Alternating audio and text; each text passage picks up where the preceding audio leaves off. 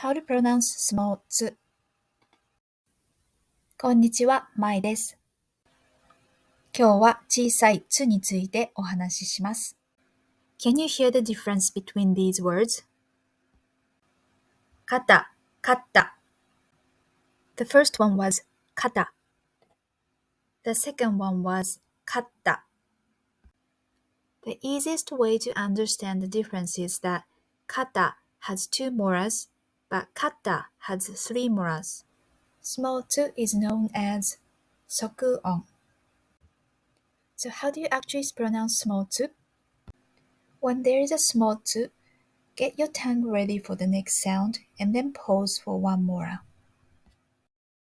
尻尾、ゆっくり、真っ黒、失敗。一緒に練習しましょう。葉っぱ、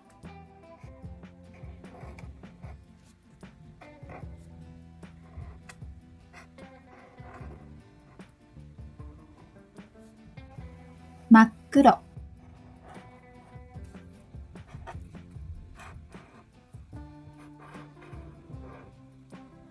もっと。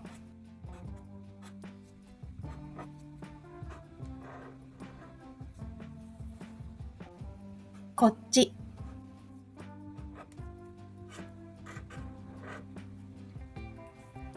結果。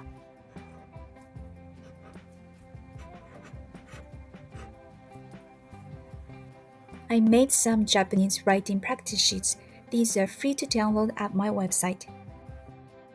Please leave a comment below if you have any suggestions for videos or question about Japanese writing. ご視聴ありがとうございました。